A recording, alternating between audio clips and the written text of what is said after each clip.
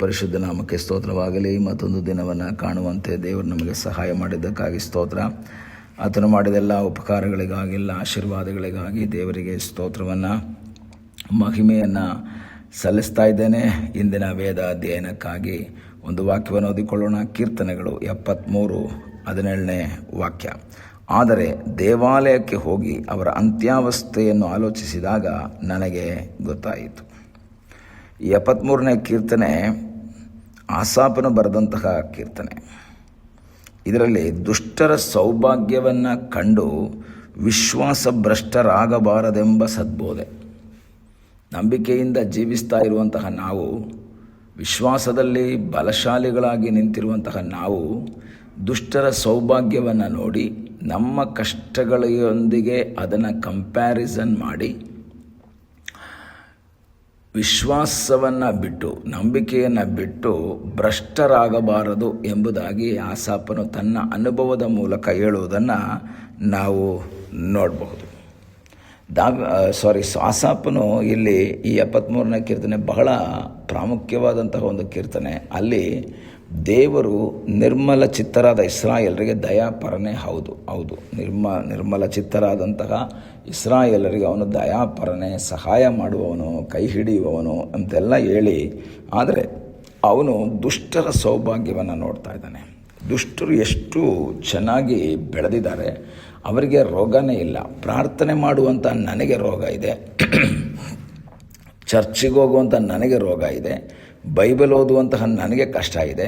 ಆದರೆ ದೇವರೇ ಇಲ್ಲ ಅಂತ ಹೇಳುವ, ಒಂದು ವೇಳೆ ಅಥವಾ ದೇವರ ಸನ್ನಿಧಾನಕ್ಕೆ ಬರದೇ ಇರುವ, ದೇವರ ಸಾನ್ನಿಧ್ಯವನ್ನು ಅಪೇಕ್ಷಿಸದೇ ಇರುವಂತಹ ಅವರಿಗೆ ಯಾವ ಕಷ್ಟವೂ ಇಲ್ಲ. ಇಂದಿನ ಒಂದು ಜನ್ರೇಷನ್ನಲ್ಲೂ ಸಹ ಅನೇಕರು ಈ ಮಾತುಗಳನ್ನು ಹೇಳೋದನ್ನು ನಾವು ಕೇಳ್ಬೋದು. ಪಾಸ್ಟರ್, ನಾನು ಇಷ್ಟೆಲ್ಲ ಪ್ರಾರ್ಥನೆ ಮಾಡಿದ್ರು ನನಗೆ ಕಷ್ಟದ ಮೇಲೆ ಕಷ್ಟ ಬರ್ತಾಯಿದೆ, ನನಗೆ ಇಕ್ಕಟ್ಟಿನ ಮೇಲೆ ಇಕ್ಕಟ್ಟು ಬರ್ತಾಯಿದೆ.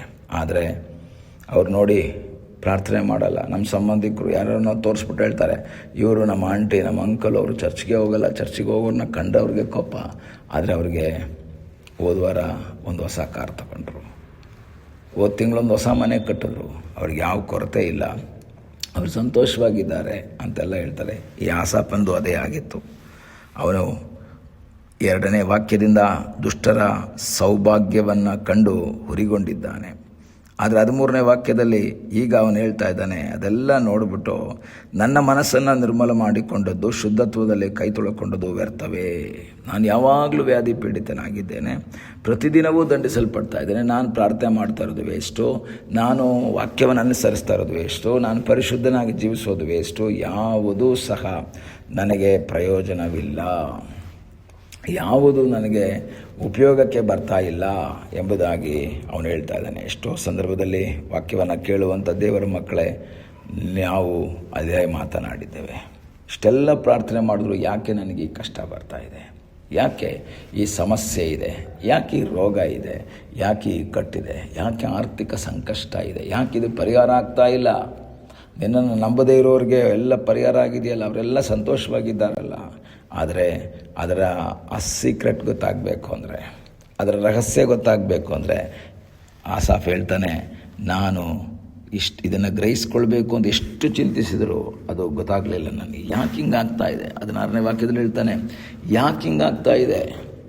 ದೇವರು ಸಾಧಾರಣವಾಗಿ ಆತನನ್ನು ಆರಾಧಿಸುವವರಿಗೆ ತಾನೇ ಸೌಭಾಗ್ಯ ಕೊಡಬೇಕು, ದುಷ್ಟರಿಗೆ ಯಾಕೆ ಸೌಭಾಗ್ಯ ಕೊಡಬೇಕು, ಯಾಕೆ ಹಿಂಗಾಯಿತು ಅಂತ ಹೇಳಿ ಎಷ್ಟು ಯೋಚನೆ ಮಾಡಿದ್ರು ಅದೊಂದು ಕಷ್ಟಕರವಾದ ಮರ್ಮವಾಗಿ ಅನ್ನಿಸ್ತು.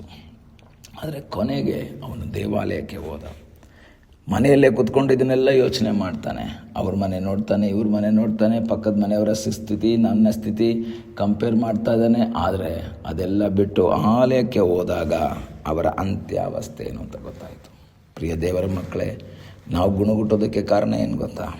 ನಾವು ಉರಿಗೊಳ್ಳೋದಕ್ಕೆ ಕಾರಣ ಏನು? ನಾವು ನಿರಾಶೆ ಮಾತುಗಳು ಹೇಳೋದಕ್ಕೆ ಕಾರಣ ಏನು? ನಾವು ಅಕ್ಕಪಕ್ಕದವ್ರನ್ನ ನೋಡ್ತಾ ಇದ್ದೀವಿ, ಆದರೆ ದೇವರ ಸನ್ನಿಧಿಗೆ ಹೋಗಿ ನೆಕ್ಸ್ಟ್ ಏನು ಅನ್ನೋದನ್ನು ಯೋಚನೆ ಮಾಡ್ತಾ ಇಲ್ಲ.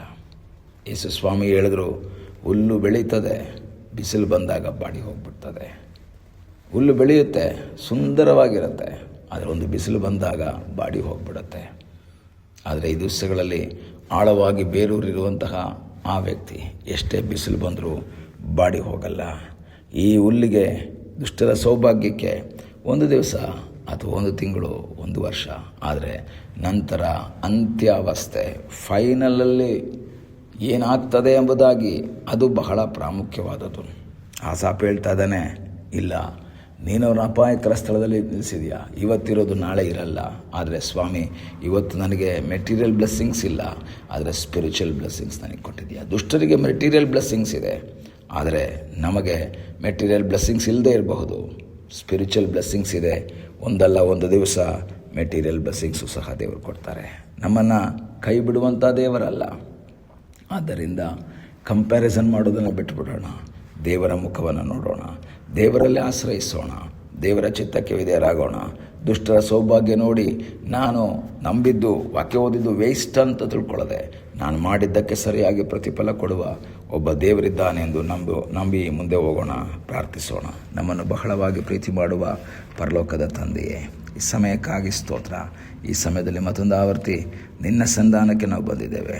ತಲೆಬಾಗಿರುವಂತಹ ನಿನ್ನ ಮಕ್ಕಳಿಗಾಗಿ ಸ್ತೋತ್ರ. ದುಷ್ಟರ ಸೌಭಾಗ್ಯವನ್ನು ಕಂಡು ಉರಿಗೊಳ್ಳದೆ, ನಿರಾಶರಾಗದೆ, ನಿನ್ನ ಆಶೀರ್ವಾದಕ್ಕಾಗಿ ಕಾಯುತ್ತಾ ಮುಂದೆ ಸಾಗುವಂತೆ ಸಹಾಯ ಮಾಡು. ಪ್ರಾರ್ಥನೆಯನ್ನು ಕೇಳಿದ್ದಕ್ಕಾಗಿ ಸ್ತೋತ್ರ. ಯೇಸುವಿನ ನಾಮದಲ್ಲಿ ಬೇಡುತ್ತೇವೆ ತಂದೆಯೇ, ಆಮೇನ್. God bless you.